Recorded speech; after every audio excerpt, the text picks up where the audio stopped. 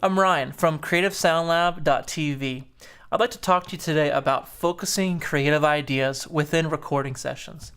Have you ever been in a recording session and about halfway through, somebody has an idea, there's some confusion over what should be recorded next, and eventually everybody just gives up because they're not sure what the next step is for the music?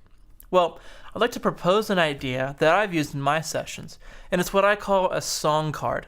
Essentially, it just looks like this, where I have the name of the song, some brief information on the card that helps me keep focused.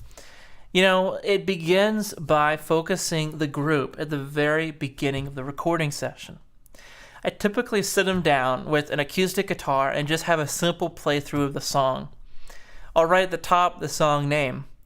Then from there, I typically like to click out a song tempo with my metronome. I also like to write down the key of the song as well.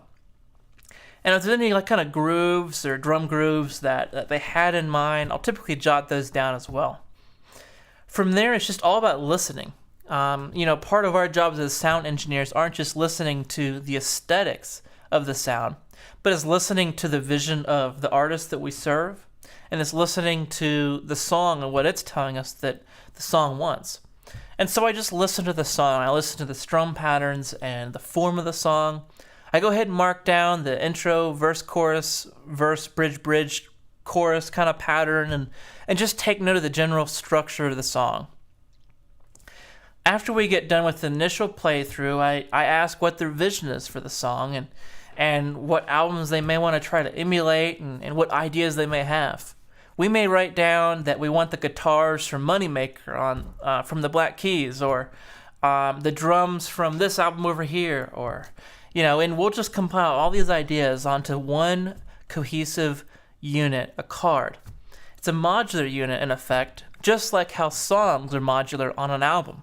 It can be rearranged freely as it seems best for the album. And so for a recording session, we can take these cards, a collective of ideas on one unit, and rearrange them as we need to.